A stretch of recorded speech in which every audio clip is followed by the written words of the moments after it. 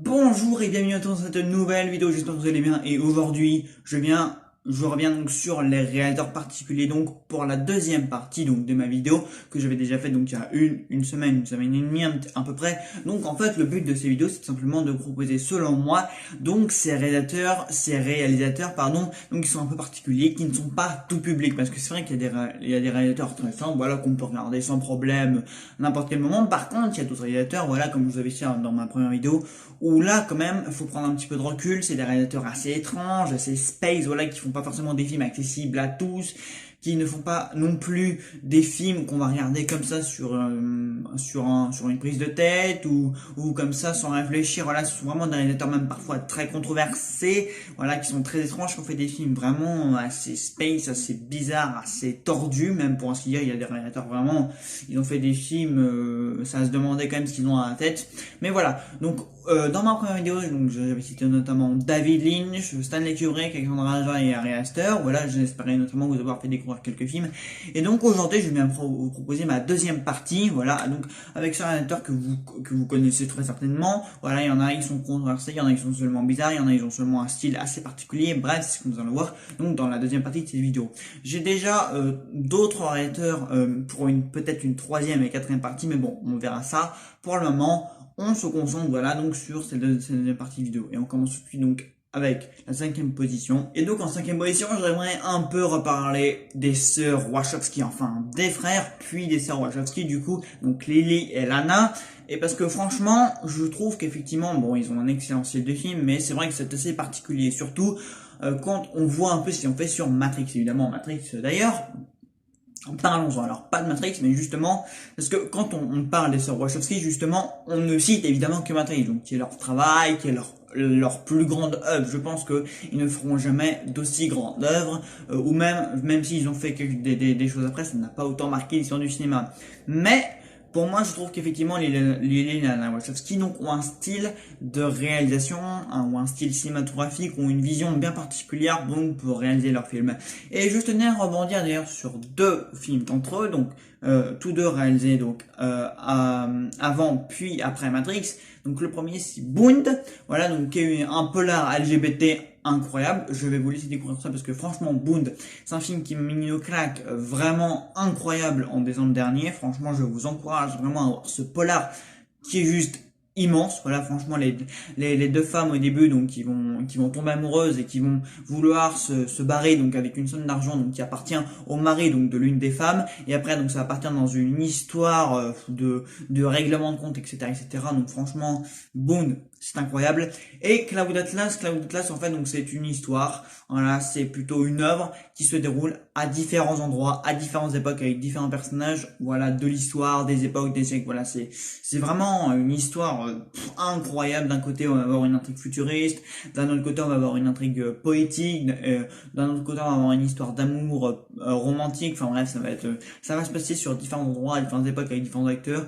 Au casting, Tom Hanks, Olberry, Hugh Grant, bref, on a toute une clique d'Hollywood qui est réunie dans ce film, et c'est incroyable. Le style de réalisation, tout est incroyable, le boulot, la réalisation, le scénario, enfin vraiment pour faire des films comme ça, faut vraiment être excellent en termes d'écriture et de montage tout ça, parce que sinon on s'y perd complètement. C'est pas un film qui est simple à voir, c'est vrai, mais vraiment Cloud Atlas, regardez-le parce que c'est une pure merveille. J'avoue, j'ai pas tout compris, faut le revoir plusieurs fois, je pense, mais vraiment le travail accompli sur ce film est incroyable. Et j'aurais aimé rebondir aussi également sur un film qui s'appelle Speed Racer, je voudrais simplement vous le conseiller parce que c'est un film incroyable. Voilà.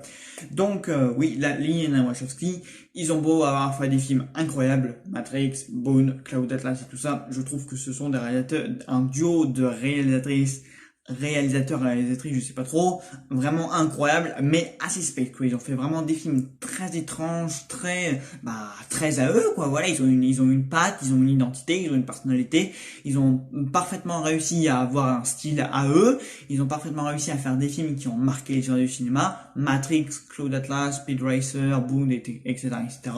Mais je pense que, voilà, ce sont des réalisateurs franchement à suivre et pas que pour Matrix. Voilà, donc, Lily et Lana Wachowski en cinquième position.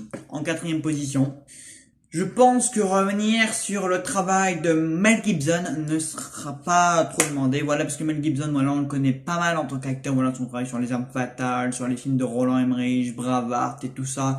Mais Mel Gibson, c'est aussi un réalisateur très particulier, non pas parce que c'est un réalisateur croyant, mais voilà, parce qu'il a un style quand même de réalisateur qui est très violent, il a fait des films très brutals, et je voudrais notamment revenir sur deux de ses films, allez, donc qui ne seront pas Braveheart et Apocalypto, mais deux films, notamment La Passion du Christ et Tu ne tueras point. Voilà, les deux films sont très différents. Voilà, l'un parle donc des dernières heures donc de la vie du Christ. Voilà, La Passion du Christ, mais je l'ai découvert assez jeune et franchement aujourd'hui il me marque encore tellement c'est un film qui est juste incroyable. Bon, c'est l'un des films les plus violents que je n'ai jamais vu de toute ma vie, mais vraiment la Passion du Christ, mais je pense que c'est un des plus gros chefs-d'œuvre du cinéma. Voilà, bon, peut-être que c'est un film qui a fait extrêmement polémique, d'où le statut de Mel Gibson et d'où le fait que malheureusement c'est un réalisateur qui peine à revenir sur le devant de la scène médiatique. Mais je pense que La Passion du Christ, vraiment, c'est un film qui a à voir, quoi. Franchement, pour le réalisme dont fait preuve ce film, pour le jeu de l'acteur Jim Caviezel, pour le jeu de l'actrice Monica Bellucci, donc qui joue la mère de Jésus-Christ. Voilà, pour toute la reconstitution historique de la Passion du Christ, pour vraiment énormément de choses. En fait, ce film, il a un nombre incalculable de qualités. Enfin, c'est un film extrêmement violent, quoi. Je veux dire, le film, j'ai jamais autant ressenti la douleur de quelqu'un qu'à travers la Passion du Christ. Enfin, franchement, quand on voit toute la violence qu'a subi le Christ avant de mourir, là, tu te dis, ah oui, quand même. Le film est très réaliste et ce n'est même pas exagéré, quoi. Regardez ce film, peut-être que vous serez un petit peu choqué, mais vraiment c'est un film brutal, c'est un film vrai, c'est un film incroyable et Mel Gibson fait un travail extraordinaire parce que Mel Gibson, faut quand même savoir que c'est un croyant avant tout. Donc oui, même si ce film a fait extrêmement débat, polémique et tout ce que vous voulez quand il est sorti à l'époque, je peux vous dire que La Passion du Christ, c'est un film juste phénoménal. Franchement, c'est un énorme chef-d'œuvre. Et encore une fois, je mâche mes mots parce que la réalisation, le travail, le travail d'écriture, le travail sur l'acteur, le maquillage, tout est d'un réalisme. Tu crois vraiment que le mec est en train de se faire torturer, mais c'est juste incroyable. Et donc, Tu ne tueras point, tout simplement pour moi, l'un des meilleurs films de guerre au monde. Voilà, pour moi, encore une fois, le réalisme, son paroxysme, on est entraîné sur les champs de bataille, ça explose, ça pète de partout, il y a des gens qui partent en vrille. Voilà, franchement, même Braveheart à côté, c'est du pipi de chat. J'ai même envie de dire qu'à côté, ce qu'a fait Spielberg sur Il faut sauver le soldat Ryan, c'était rien du tout. Enfin, c'était quand même excellent, le soldat Ryan, mais je veux dire, pour moi, Tu ne tueras point, j'ai jamais vu un film de guerre aussi incroyable. Franchement, on est sur les champs de bataille, on est entraîné au cœur des soldats. En plus, il y a des thématiques très intéressantes, dont la thématique de la religion avec le personnage de Desmond Doss, très bien incarné par Andrew Garfield. Mais voilà, je pense que Tu ne tueras point, c'est un film de guerre qui est extrêmement important parce qu'en fait, c'est la guerre du point de vue justement d'une personne qui ne veut pas faire cette guerre mais qui veut faire le bien dans la guerre, voilà. Parce que la guerre évidemment c'est tout le monde se bat, tout le monde se tue, s'entretue, voilà. C'est tout le monde se choque et enfin c'est une catastrophe et justement en fait faire un film de guerre donc du point de vue d'une personne qui ne veut que faire le bien, et bah c'est tout simplement une idée très intelligente. Et franchement Mel Gibson il se saisit de ce propos, il se saisit de ces thématiques et il en fait juste quelque chose de très fabuleux. Donc vraiment, Tu ne tueras point, un film extraordinaire. Donc oui, Mel Gibson quand même c'est un réalisateur très particulier parce que il se saisit de thématiques particulières, il se saisit de sujets particuliers et il en fait des films très particuliers mais très forts et très incroyables. Donc Mel Gibson en quatrième position.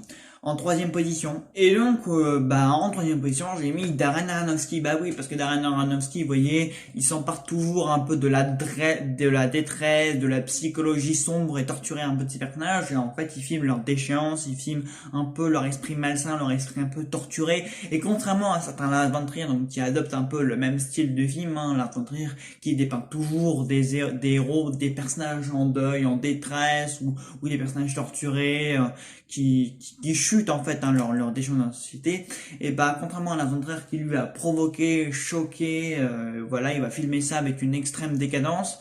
Et bah au moins Darren Aronofsky il s'empare en fait donc de ces personnages là, mais bon à part peut-être dans Requiem for a Dream, je veux dire il ne provoque pas, il choque peut-être, mais au moins on sent quand même qu'il a des limites. Voilà, il ne choque jamais, il choque peut-être mais il ne provoque pas, il choque on va dire avec Tom Brady. Voilà, peut-être qu'il va traumatiser, mais Darren Aronofsky ne provoque pas. Moi, j'ai pas le souvenir que Darren Aronofsky n'ait jamais été un réalisateur controversé. Peut-être que je me trompe, voilà, peut-être que peut-être qu'il a fait débat, peut-être qu'il a fait polémique, mais en tout cas, moi, Darren Aronofsky, c'est jamais un réalisateur où je me suis dit, mais ce mec est un grand malade. Oui, peut-être qu'il a filmé des choses assez malsaines, assez sombres, assez tumultueuses, mais au moins, voilà, quand il filme Black Swan, et bah, franchement, Nathalie Portman, voilà, il la filme avec tendresse, il la filme avec soin, voilà, il filme le signe noir avec beauté, surtout la fin de Black Swan qui est géniale. Donc d'ailleurs, si vous n'avez pas vu Black Swan, je t'écoute puisque c'est une perle, c'est un chef-d'œuvre.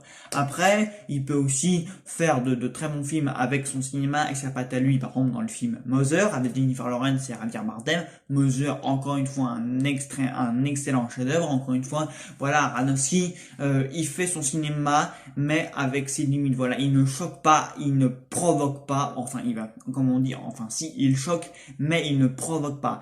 Il, il choque gentiment, on va dire ça comme ça, voilà. Mais vraiment, Mother et Black Swan, je pense que c'est ses deux meilleurs films. Après, c'est vrai qu'il a un peu abusé avec Requiem for a Dream, mais bon, ça encore ça va. Il a aussi fait Noé, mais bon, voilà quoi. Encore une fois, Darren Aronofsky, moi c'est un réalisateur, bon, je sais pas trop quoi en penser, c'est vrai, mais voilà, bon, franchement, si vous voulez voir deux très bons films de lui, Black Swan et Mother, parce qu'ils sont vraiment excellents. Voilà, ces deux films-là montrent très bien que, voilà, Darren Aronofsky, il a des limites, et qu'il sait les respecter. Voilà, il sait nous choquer, il sait filmer des sujets sensibles, il sait filmer des sujets tabous sans pour autant aller trop loin. Et ça, c'est quelque chose que je reconnais vraiment chez ce réalisateur. Donc oui, Darren Aronofsky en troisième position. Et d'ailleurs, enfin, avant de passer à notre réalisateur, je voudrais donc d'ailleurs signaler que son prochain film, The Whale, sera avec Brendan Fraser et qui sera produit par A24. Voilà, donc c'est une information, vous en faites ce que vous voulez. Voilà.